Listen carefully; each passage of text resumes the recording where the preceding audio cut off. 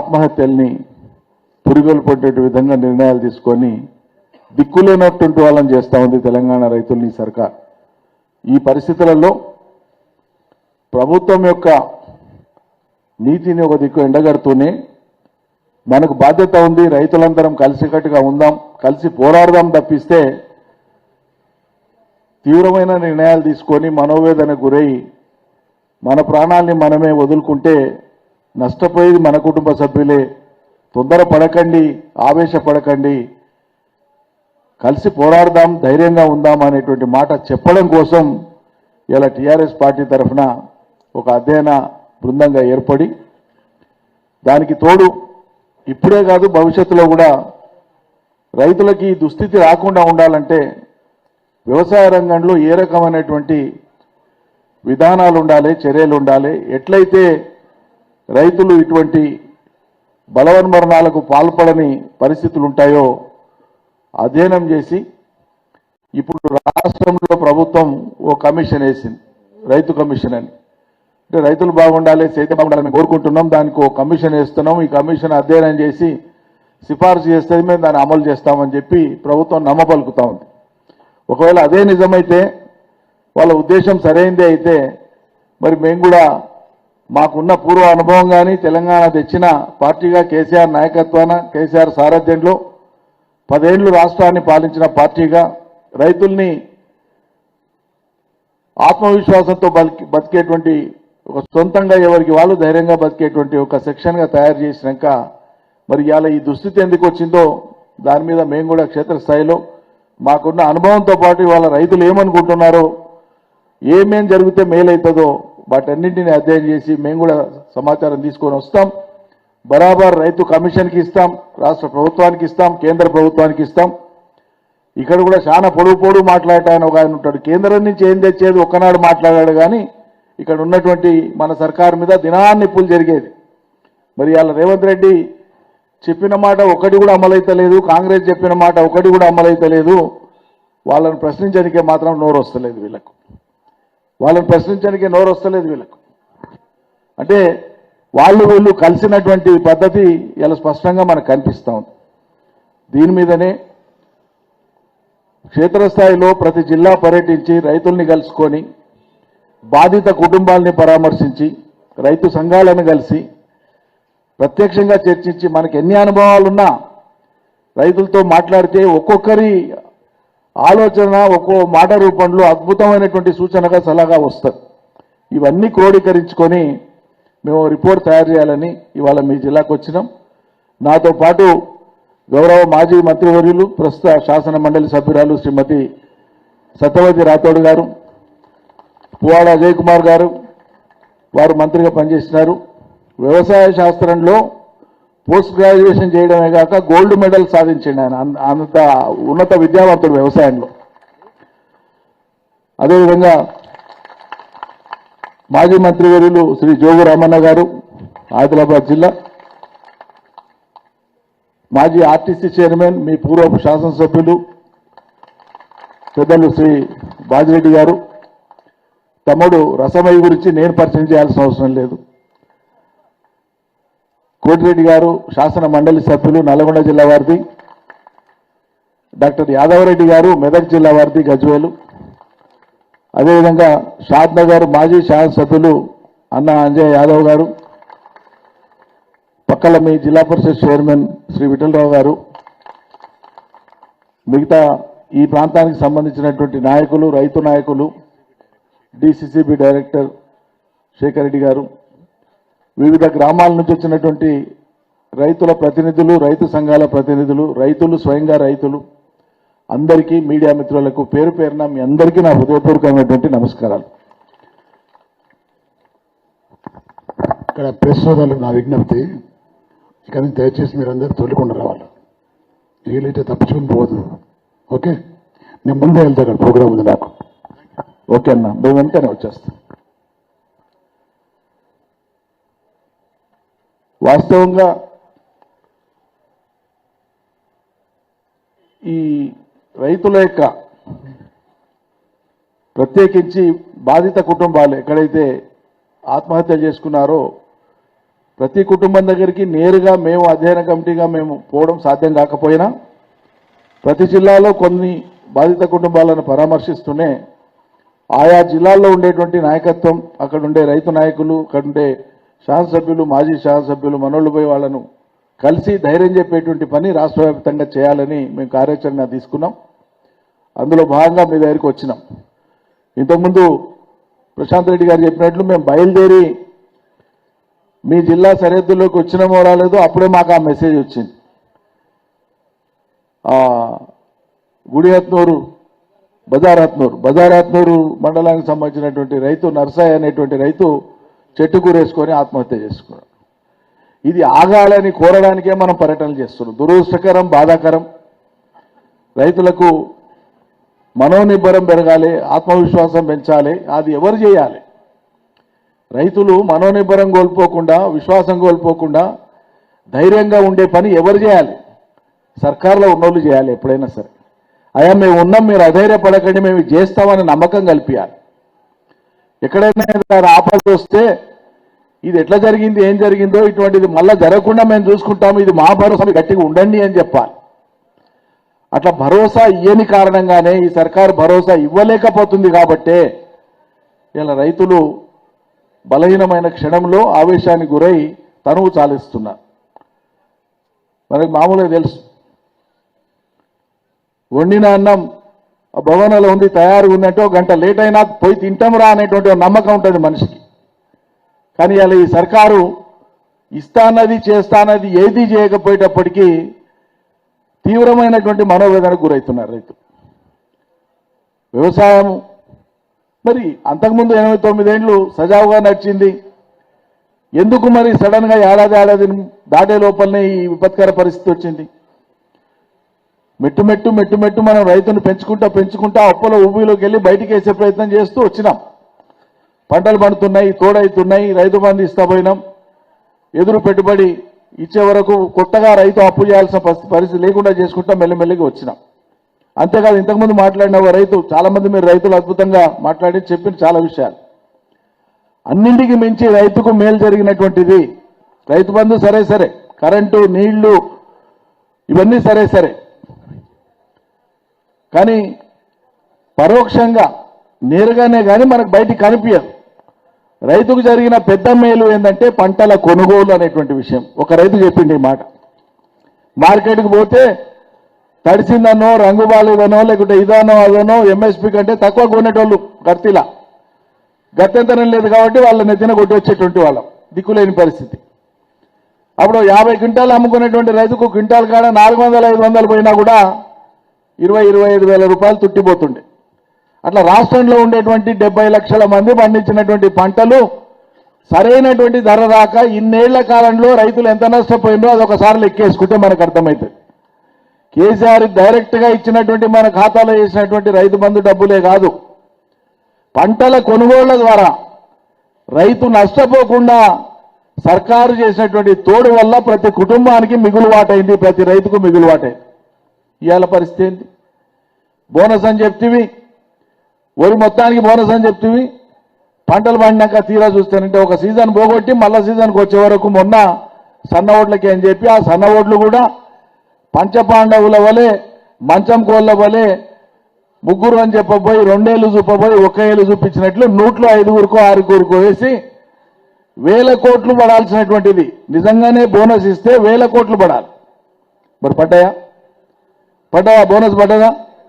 అంటే కొద్దిగా చేసి మొత్తం చేసినా అని చెప్పుకునేటువంటి ప్రచారం.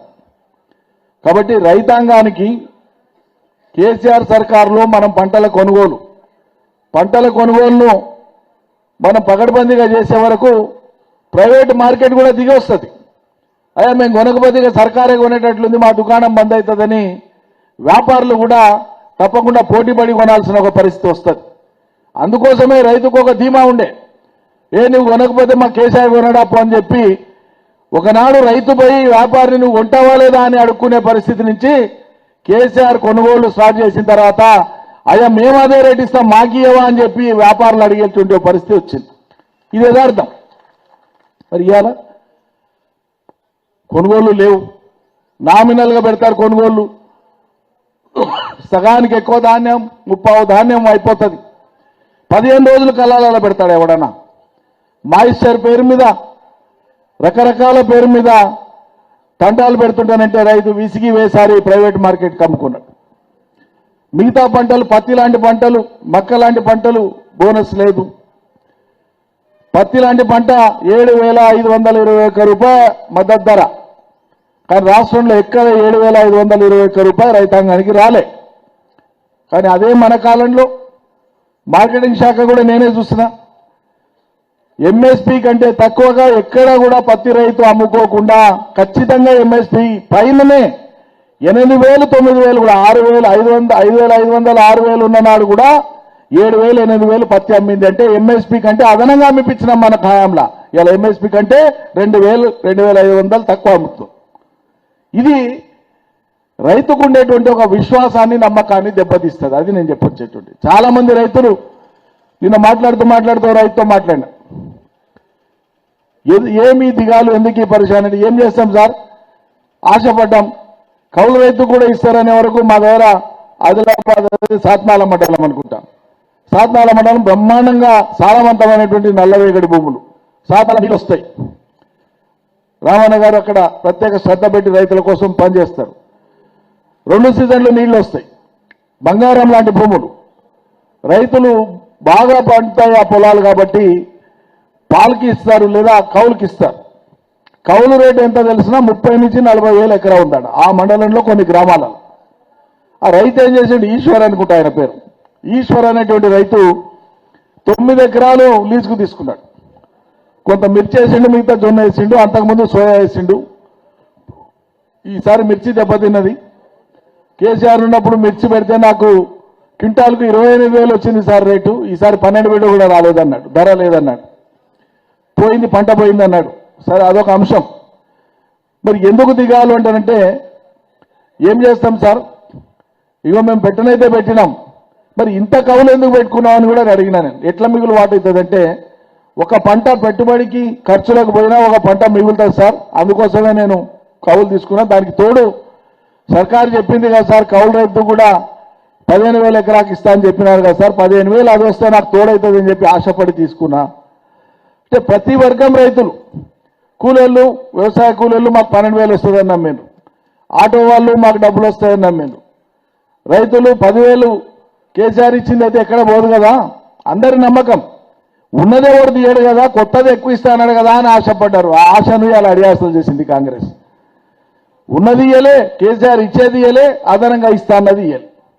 ఇక్కడ ఇటువంటి విషయాలు వరుసగా జరిగే వరకు రాష్ట్రంలో రైతులు విశ్వాసం కోల్పోతున్నారు, నమ్మకం కోల్పోతున్నారు.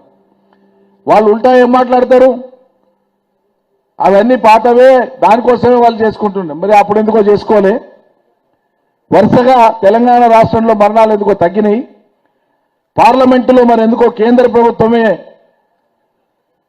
ప్రకటించింది కదా, భారతదేశంలో రైతుల ఆత్మహత్యలు పూర్తిగా తగ్గినటువంటి ఏకైక రాష్ట్రం తెలంగాణ అని పార్లమెంట్లో మోడీ సర్కార్ ఎందుకు ప్రకటించింది? మరి ఇప్పుడెందుకు ఇవి పెరిగినాయి? కాబట్టి విశ్వాసం అనేది, నమ్మకం అనేది, భరోసా అనేది ఈ సర్కారు మీద పోయింది. కాబట్టే రైతులు అయ్యో మమ్మల్ని పట్టించుకుంటూ మాకు దిక్కు లేదనేటువంటి ఒక అనాథ భావన రైతాంగంలో వచ్చింది. ఈ పరిస్థితులలో కొన్ని ఘటనలు జరుగుతున్నాయి అక్కడక్కడ చెదురుమదురు, అవి జరగొద్దు. ఈ పరిస్థితులకు వ్యతిరేకంగా మనం ఎదురొడ్డి నిలబడాలి, ఐక్యంగా ఉండాలి, ముందరికి పోవాలి. మిమ్మల్ని చూసినాక నాకు ధైర్యం వచ్చింది. నేనే ధైర్యం చెప్తామని వచ్చినా కానీ బుస్సాపూర్ రైతులను చూసినాక నా ధైర్యం పెరిగింది. మీరే ధైర్యం ఇచ్చినారు. ఈ శాసనసభ నియోజకవర్గం ధైర్యాన్ని ఇచ్చింది.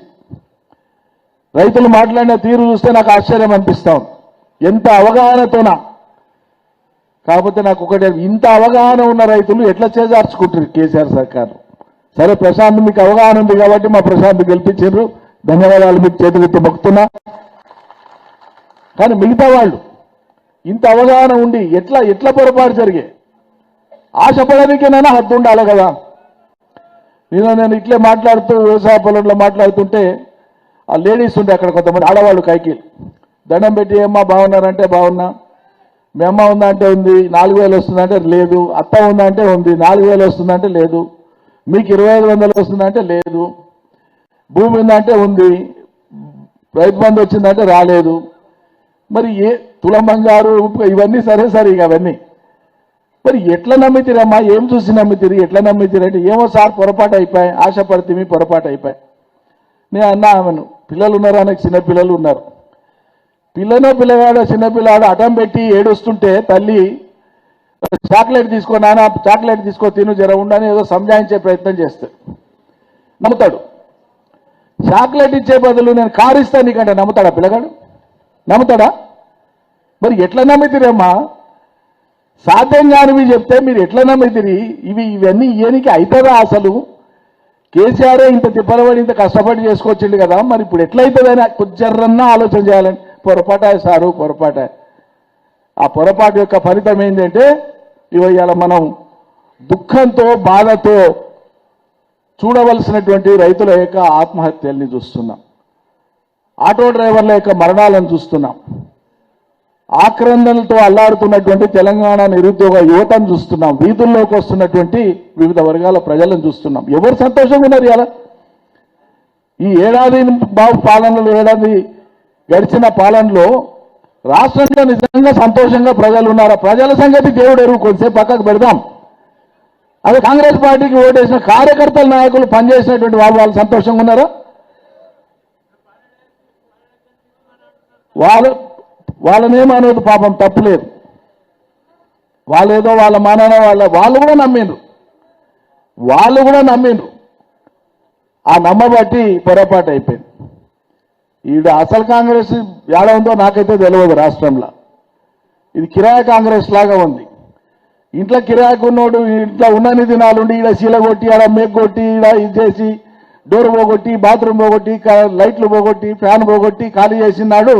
మళ్ళీ యజమాని మొత్తం రిపేర్ చేసుకునేటట్లు చేస్తాడు కదా. రాహుల్ గాంధీ నీ కాంగ్రెస్ నువ్వు రిపేర్ చేసుకోవాల్సిన దుస్థితిని ఈ రాష్ట్ర కాంగ్రెస్ ప్రభుత్వం కల్పిస్తా ఉంది. జాగ్రత్త, మేల్కోండి అని చెప్తా ఉంది. రేపు జరిగే పరిణామం అదే. మీరు చూడండి, చేజకారికి చేసి దుత్త తీసి పడామని కింద వాళ్ళ కొట్టిపోతానంటే ఇక అప్పుడు రాహుల్ గాంధీ కూడా లబో మొత్తుకోవాల్సి వస్తుంది. అడుగుతున్నాం మేము, హామీలు ఇచ్చిపోయింది కదా మీ అమ్మగారు, మీ చెల్లి గారు, మీరు రాహుల్ గాంధీ గారు తెలంగాణ ప్రజలకు. రాండి, మళ్ళా అదే వరంగల్కి రండి, అదే నిజామాబాద్కి రండి. ఏం అమలైనవో ఏమి అమలు కాలేదో మా రైతులను ఎదురుగా పెట్టుకొని పోలీసులు లేకుండా మీరు మాట్లాడిపోండి. భవిష్యత్తులో దేశ ప్రధాని అయితే ఆలోచన చేద్దాం. రైతులతో ఒకసారి మాట్లాడిపోండి, తెలుస్తుంది ఏం అమలైనవో ఏం అమలు కాలేదు. ఎన్ని ఒకటా రెండా చెప్పుకుంటే పోతే ఎన్ని? రైతుల యొక్క ఆదాయాన్ని రెండంతలు చేస్తామని 2014లో చెప్పిండు మోడీ గారు. మొదటిసారి ప్రధానమంత్రి అయినప్పుడు చెప్పిండు. 11 ఏళ్ళు అయిపోతుంది. ఇది 3వసారి ప్రధానమంత్రి. మరి ఇక్కడ బాగా మాట్లాడేటువంటి పెద్ద మనిషి ఒక ఆయన ఉన్నాడు, ఆయన అడగండి, రైతుల ఆదాయం రెండంతలు చేస్తా అనేటువంటిది ఏమైందయా బాబు? దాని మీద కాంగ్రెస్ మాట్లాడదు, రాహుల్ గాంధీ మాట్లాడు. 61 సంవత్సరాలు పడినటువంటి ప్రతి రైతుకు, చిన్నకారు రైతుకు భారతదేశంలో పెన్షన్ విధానం ప్రవేశపెడతామని చెప్పిండు. మనం మర్చిపోయినా ఇవన్నీ ఎవరు అడుగుతలేం. అడగనికి అగ్గోకు ఒకడే దొరికిండు మన కేసీఆర్. అరే కేసీఆర్ ఇంట్లో రెస్ట్ తీసుకుంటే కూడా వీరికి కడుపు నాకు అర్థం కాదు. మేము లేవా ఇంతమంది కేసీఆర్లో మమ్మల్ని దాటుకుంటారా అంటారు బయట చేతనైతే. అడగండి మరి. 61 సంవత్సరాలు పడిన చిన్నకారు రైతులకు ఈ దేశంలో మీరు చెప్పిన పెన్షను 2019లో మొన్న ఎన్నికల మేనిఫెస్టోలో పెట్టింది బీజేపీ, అది ఎందుకు అమలు కాలేదని అడగండి. 2014లో పెట్టిండ్రు ఎన్నికల మేనిఫెస్టోలో, ఇద్దరు పెట్టిండ్రు. బీజేపీ ప్రధానంగా నొక్కి చెప్పింది ఏమని? ఉపాధి హామీ పథకాన్ని వ్యవసాయం సంక్షోభం దిశగా పోతుంది, మనుషులు దొరుకుతలేరు వ్యవసాయ పనులు చేసుకోనికే, కాబట్టి కాడి కింద పడొద్దు, వ్యవసాయం కింద పడొద్దు అంటే ఉపాధి హామీ పనులను వ్యవసాయానికి అనుసంధానం చేయాలి అనేటువంటిది 2014 ఎన్నికల మేనిఫెస్టోలో బీజేపీ పెట్టింది. మరి ఎందుకు అమలు చేస్తలేరు? ఎందుకు అమలు చేస్తలేరు? దీని మీద కాంగ్రెస్ మాట్లాడుతుందా? సరే కాంగ్రెస్ అంటే మేమే ఈ పథకం చేసినా కాబట్టి మాట్లాడమని అంటారు అనుకోండి, మిగతాయి మాట్లాడాలి కదా, మాట్లాడారు. రెండు జాతీయ పార్టీలు కూడా ఆయా రాష్ట్రాలలో ఉండేటువంటి ప్రాంతీయ పార్టీల యొక్క గొంతు నులమడంలో వాళ్ళిద్దరు ఏకమవుతున్నారు. మీరు గుర్తుపెట్టుకోండి. నిన్ననో మొన్ననో కరీంనగర్ లేదా సభలో బండి సంజయ్ గారు అన్నట్లు నేను చూసిన బాలకృష్ణ ఆడ కాంగ్రెస్ మంత్రులు బీజేపీ కేంద్ర మంత్రులు అందరూ ఏదో ప్రభుత్వ కార్యక్రమం ఉంటారు, ఉన్నప్పుడు అందరు వస్తారు వేరే. కానీ ఆయన చాలా లోపల కడుపులో ఉన్నటువంటి ఉబలాటం సంతోషం పట్టలేక రేవంత్ రెడ్డి గారి సర్కారును పొగడడానికి పరోక్షంగా మేమంతా ఒకటే అని మాట్లాడతాడు బీజేపీ నాయకుడు, బీజేపీ మంత్రి. మేము అదే మొత్తుకుంటున్నాం, మీరంతా ఒకటే తెలంగాణ ముంచుతున్నారు, తెలంగాణ ప్రజలారా మేల్కోండి, ఆ రెండు పార్టీలు ఒకటే అని చెప్తున్నాం. దీంట్లో ఏం దాపరికం లేదు, వాళ్ళు కొట్లాడుకునే చేస్తారు. నింద మన మీద వేస్తారు. ఏ వేసిన మన మీద నింద? వీళ్ళు బీజేపీకి దగ్గర, బీజేపీకి బీటీఎం, బీజేపీకి దగ్గర అని వేసింది. ఎవరిని మరి మీరు జైల్లో పెట్టింది? కాంగ్రెస్ వాళ్ళని పెట్టిందా? మా బిడ్డనే కదా మీరు జైల్లో పెట్టింది. పెట్టింది ఏ పార్టీ? బీజేపీ కదా. సిగ్గుండాలి కదా అననికి, మమ్మల్ని అననికి. దయచేసి అర్థం చేసుకోండి. అందుకే చాలా మంచి మాటలు చెప్పిన రైతులు కొందరు. ఈ రేట్ ఆఫ్ ఇంట్రెస్ట్ గురించి చెప్పింది. రైతులు అప్పు తీసుకుంటానంటే మిత్తి ఎక్కువ ఉంటుంది, ఒక ఇంటికో లేకుంటే పరిశ్రమకో లోన్ తీసుకుంటానంటే ఇంట్రెస్ట్ తక్కువ ఉంటుంది. కానీ అన్ని పార్టీలు దేశంలో అందరూ కూడా దేశానికి వెన్నెముక రైతే అంటాడు, కానీ ఆ వెన్నెముక మీద వడ్డీ భారం మాత్రం బాగానే మోపుతూనే ఉంటారు. తగ్గారు, అది తగ్గారు. ఎందుకో తగ్గారు? రైతు చేసేటువంటి కష్టము, ఏ రైతైనా భారతదేశంలో ఉండే ఏ రాష్ట్ర రైతైనా, ఒక తెలంగాణ రైతే కాదు, రైతులు చేసేటువంటి కష్టం ఏది కూడా తమ సొంత కుటుంబం కోసం కాదు. ఇది రాసి పెట్టుకోండి. రైతు చేసేటువంటి కష్టము ఈ మొత్తం లోకాన్ని సాధనికే, అందరికీ బువ పెట్టడానికే, అన్నం పెట్టడానికే, సాకనికే చేస్తాడు రైతు కష్టం. అది గ్రహించినటువంటి తొలి నాయకుడు కేసీఆర్. అయ్యా, రైతు పండిస్తే ఆయన పంట మొత్తం తన భార్య పిల్లలే తినరు, ఈ సమాజానికి ఈ మొత్తం లోకానికి ఉపయోగపడుతుంది. కాబట్టి రైతు బంధిస్తే భూమి పడావు లేకుండా శిస్తు అయితే సంపద పెరుగుతుంది, అందరికీ చేతి నిండా పని వస్తుందని ఒక రైతు బంధు కాదు, వ్యవసాయానికి అనుబంధంగా ఉండేటువంటి అన్ని పనుల మీద ఆయన మనసు పెట్టి చేసిందే. ఈ ఒక్క వ్యవసాయ రంగం బాగుపడితే 2.5 కోట్ల మంది, 4 కోట్ల మందిలో 2.5 కోట్ల మంది ప్రజలకు ప్రత్యక్షంగా ఉపాధి వస్తుందని చెప్పి ఆయన ఆలోచన చేసి ఈ రాష్ట్ర రైతాంగానికి ఒక బాసరగా నిలబడ్డారు.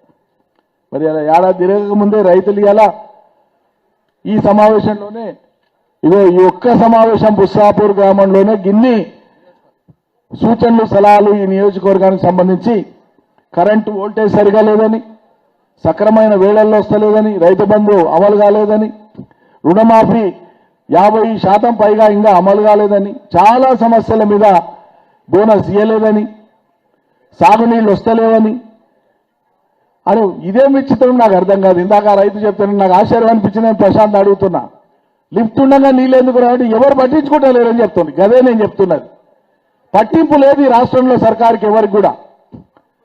ఎవరైనా జిమ్మేదారు తీసుకొని, సాగునీటి పారుదల శాఖ మంత్రి గారు అసలు ఈ రాష్ట్రంలో అమల్లో ఉండేటువంటి లిఫ్టులెన్ని, ప్రధాన కాలువలెన్ని, పోయినేడు కంటే ఈసారి వానకాలంలో ఎక్కువ వర్షాలు పడ్డాయి, ఈ నీళ్లను మనం ఎట్లా సద్వినియోగం చేసుకోవాలి, యాసంగిలో ఎక్కడ ఇస్తున్నాం, ఎక్కడ ఇస్తలేం, ఇవ్వకపోతే ఎందుకు ఇవ్వలేకపోతున్నాం, ఇవ్వాల్సి వస్తే ఎట్లా ఎక్కువ ఇవ్వాలి, ఎక్కడన్నా ఆలోచన నడుస్తుండే మీరు అన్న చూస్తుండ్రా పేపర్లలో. ఇంకో దిక్కేమో ఆందోళనలు గండి పెట్టి కృష్ణా నీళ్లు సరిపోలేదని ఉన్నకాడి గండి కొట్టేది కొట్టిండ్రు. ఇప్పుడు